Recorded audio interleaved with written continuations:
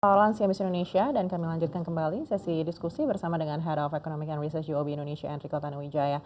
Iya Pak Enrico, kembali lagi ke masalah outflow. Ini tentunya data-data ekonomi yang ada di dalam negeri. Ini menjadi salah satu magnet juga sebenarnya yang bisa menarik kembali lagi dana asing untuk masuk ke domestik begitu. Tapi Anda lihat seperti apa kondisi fundamental kita saat ini? Apalagi juga banyak yang masih mengeluhkan daya beli yang melemah begitu, dan juga gelombang PHK yang ini sepertinya tidak selesai-selesai begitu.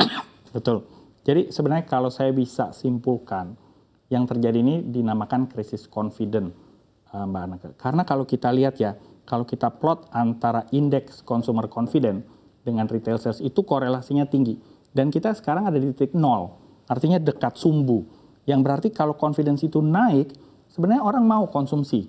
Kenapa? Karena ketidakpastian domestik setelah COVID itu kan banyak perubahan bisnis, lalu ditambah perang dagang, lalu ditambah, aduh ini ada takut PHK dan sebagainya, itu betul sekali. Tapi root of the problem menurut saya adalah adanya stagnasi pengaliran dana dari sektor primer, di mana ada commodity boom, 13 tahun lalu itu mengalir ke sektor kedua, sektor manufaktur, dan mengalir ke sektor ketiga, sektor jasa. Sekarang dia stop, karena dia nggak confident. Ya, saya mau buka pabrik apa, saya nggak tahu apa yang Indonesia mau konsumsi. Tapi tadi Mbak Anaka juga kita sempat bahas, kalau untuk konsumsi milenial, konser dan sebagainya, lifestyle, itu orang oke. Nah berarti ada perubahan lifestyle yang harus dilihat dan difokuskan. Bukan dari pembuat kebijakan, tapi dari pelaku usaha. Jadi contohnya menurut saya ya, program DHE contohnya itu bagus untuk menarik kita punya revenue dalam dolar. Tapi kenapa nggak kita consider diberikan insentif, ya, berikan insentif kepada eksportir untuk membuka sektor kedua. Jadi kalau dia untung besar di tambang, bukalah sektor manufaktur baru. Contohnya apa? Ya manufaktur barang-barang anak muda sekarang, kosmetik contohnya. Itu kan growing business. Ya, semua anak muda suka kelihatan tampan cantik, betul. Dan itu kalau dibuka menurut saya pakai produk lokal, kita kan punya banyak. Nah, itu yang akan mengalir justru. Jadi uangnya nggak stuck di bank atau masuk di sektor pemerintah, karena kan dia harus mengalirkan juga. Nah, pemerintah harus bagaimana? Menurut saya memberikan insentif yang tepat. Contohnya, ayolah kita bina barengan UMKM ataupun sektor-sektor lainnya. Jadi uang hasil DHE itu bisa dipakai bukan cuma ditaruh di Bank Indonesia untuk menaikkan reserve atau dipakai untuk lain sebagainya, tapi bisa disalurkan. Dan kalau kedua ya, kita lihat nilai tukar. Pada hari ini kan sangat kompetitif. Jadi buat mereka insentif itu sendiri secara exchange rate valuation, this is the right time untuk mereka tuh masuk, cuma sektornya harus diidentifikasi. Nah, salah satu riset itu ada mengatakan bahwa dampak multiplier terbesar di Indonesia kalau diberikan stimulus itu ada ada 5 sektor utama. Yang pertama, makanan dan minuman, termasuk juga lifestyle. Jadi makanan tuh yang benar-benar kelihatannya keren atau apa gitu. Kedua, transportasi dan logistik, lalu pergudangan. Nah, itu yang kedua. Ketiga, konstruksi, lalu mining dan juga agrikultur. Nah, kalau kita lihat ya, yang paling besar itu adalah makanan dan minuman. Nah, di mana sektor itu tuh sebenarnya banyak sekali itu bisa mengeruk dampak multiplier. Jadi kalau itu bisa dialokasikan dengan baik ya, kita juga mengerti perubahan struktur, ya, struktur konsumen Indonesia, bahwa nggak lagi seperti dulu, milenialnya lebih lifestyle based, itu kan bisa menjadi suatu pemicu baru.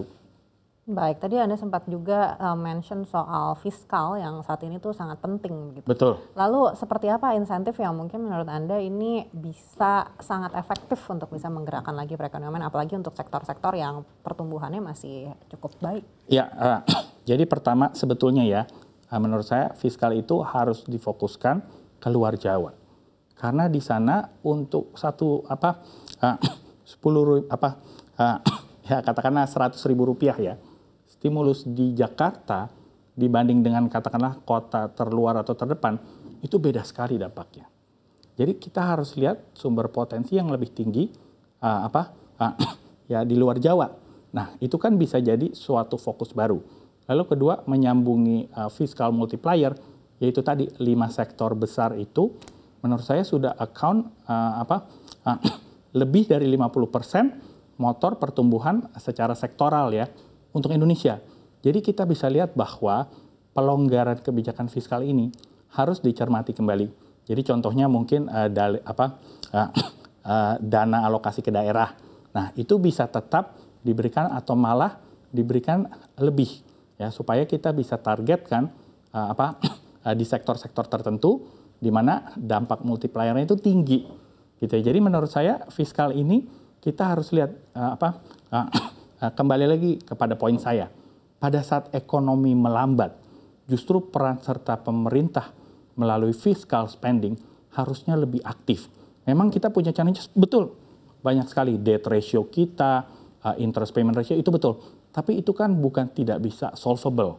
Jadi contohnya kita bisa menarik investasi dari luar juga dengan strategi yang jelas.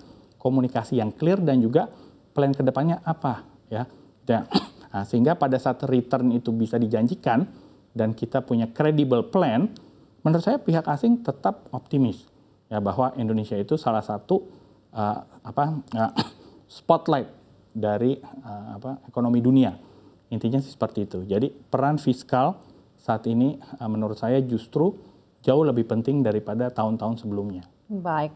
Kalau kita berkaca ada kemungkinan pemangkasan suku bunga di Bank Indonesia, Anda lihat apakah ini juga secara simultan ini bisa langsung menggairahkan daya beli atau purchasing power yang ada di dalam negeri? Oke. Menurut saya nggak langsung Mbak Anake. Jadi kembali lagi kepada hipotesa saya ya bahwa yang terjadi pada saat ini adalah krisis confidence, maka yang perlu didongkrak ya low hanging fruit itu adalah confidence itu tersendiri. Jadi yaitu berikan insentif ya supaya orang itu mau konsumsi lebih tinggi lagi, lebih percaya bahwa oh pekerjaan saya aman. Nah itu gimana caranya? Patut kita pikirkan. Moneter itu menurut saya lagging effect-nya itu cukup lama. Bisa jadi 6 bulan, 9 bulan dan juga orang akan melihat minjem uang masih tinggi. Ya jadi ya udah saya tunda dulu deh. Beli motor baru, beli barang elektronik, jadi semua tertunda. Sama dampaknya dengan tarif global. Apabila dikenakan 200-300%, ya udah Tiongkok akan bilang saya akan stop produksi dan demand kalian pun pasti akan jatuh. Nah, apakah itu yang diinginkan Amerika Serikat? Menurut saya juga belum tentu. Jadi menurut saya ini belum final. Tahap negosiasi akan berlanjut. Tapi yang saya mengingatkan gini Mbak Anake, berapa bulan Donald Trump sudah menjabat? Baru 6. Kita masih punya 3 tahun lebih. Jadi harus siap-siap kita naik roller coaster. Tapi yang penting adalah kita harus tetap waspada dan juga tetap optimis.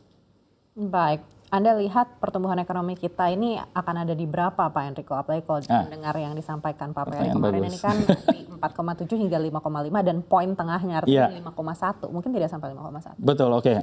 Saya melihat 5% sebenarnya masih oke. Asalkan strategi fiskal ini dijalankan. Karena begini, motor penggerak kita kan masih konsumsi domestic consumption ya. Memang investasi akan turun itu betul karena ketidakpastian perang dagang.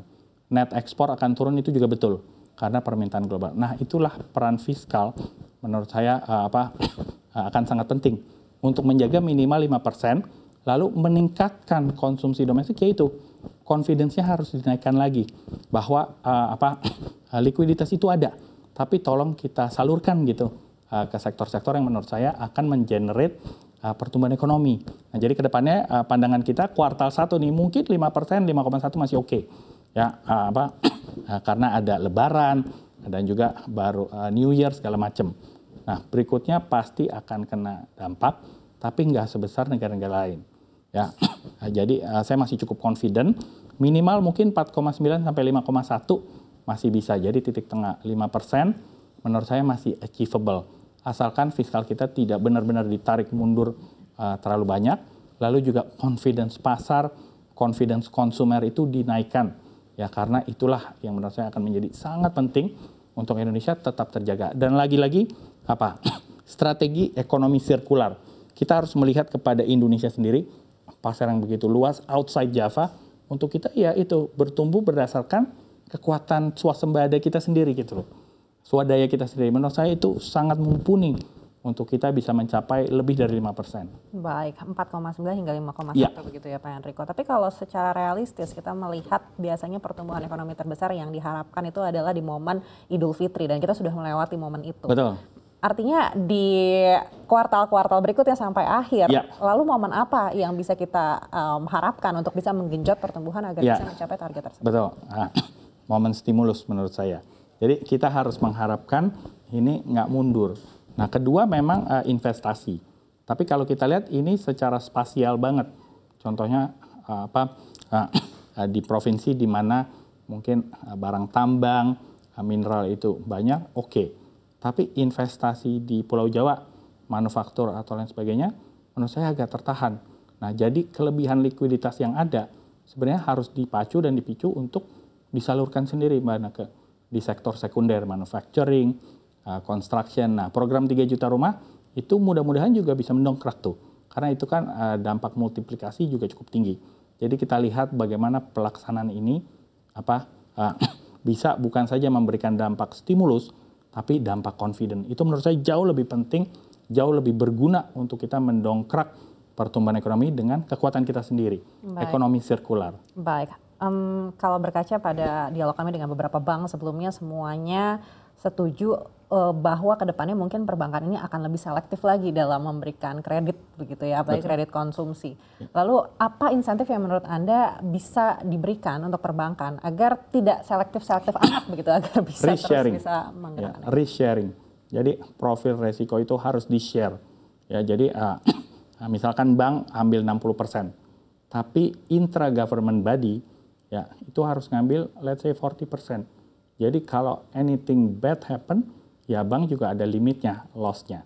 Risk sharing initiative menurut saya akan berguna di masa di mana ketidakpastian tinggi, volatilitas tinggi, dan ada krisis confidence. Risk sharing ini harus menjadi suatu sinergi baru antara private dan public partnership. Baik, tapi untuk insentif makroprudensial lainnya untuk perbankan, misalkan untuk selain sektor lainnya ya? Nah itu, jadi risk sharing itu kan akan mempengaruhi penghitungan NPL lain sebagainya. Jadi menurut saya harus dipikirkan cara bahwa, oke, mungkin profil resiko terhadap sektor tertentu. Nah itu bisa diberikan insentif pengurangan, misalkan untuk aset tertimbang dan lain sebagainya. Nah jadi menurut saya memang sinergi ini dalam bentuk risk sharing inisiatif ya mudah-mudahan bisa kembali menggairahkan sektor perbankan untuk mau memberikan tuh loan di sektor-sektor yang sebenarnya emerging, sektor-sektor lifestyle, pariwisata, konsumsi domestik, food and beverage tadi saya bilang itu sebenarnya banyak sekali. Tapi karena confidence itu masih shaky, nah jadi bank juga ngelihat wah nanti dulu deh. Tapi kalau sektor itu bisa diberikan guarantee in whatever form, menurut saya itu akan memberikan dampak yang positif. Bagaimana insentif yang mungkin bisa langsung diterima oleh retail? Oleh retail, ya mungkin pengurangan pajak contohnya, mungkin maksudnya nggak selamanya ya, beberapa bulan. Apalagi untuk infant industry, maksudnya baru. Nah itu kan bisa, jadi 6 bulan diberikan keringanan atau zero. Nah tapi beyond that ya harus dilihat numbersnya berhasil atau enggak. Lalu kedua kita harus melihat tren global. Nah, tren global itu kan lebih banyak ke arah otomasi AI, sedangkan kita di sini masih labor intensif. Nah, kita harus pelajari produk-produk apa di sektor mana sebenarnya kita bisa menjadi leader di situ. Nah, itu yang menurut saya harus ditelaah. Misalkan sektor healthcare, ya sektor kesehatan itu kan lebih banyak secara human to human. Kita bisa train orang di situ untuk menangani apa? Nah, menangani masalah kita sendiri. Setelah pandemi, Mbak Anaka, orang lebih banyak health conscious. Lebih banyak memikirkan kesehatan dan juga menjaga kesehatan. Nah, itu kan berarti sektor baru tuh. Nah, nanti Trump juga mau kenain produk farma. Tapi itu kan untuk farma global. Nah, kita kalau bisa swadaya swasembada sendiri, bukankah itu akan sangat baik untuk kita menggairahkan sektor baru, memicu pertumbuhan ekonomi Indonesia yang lebih berkesinambungan, berkualitas, dan lebih tinggi.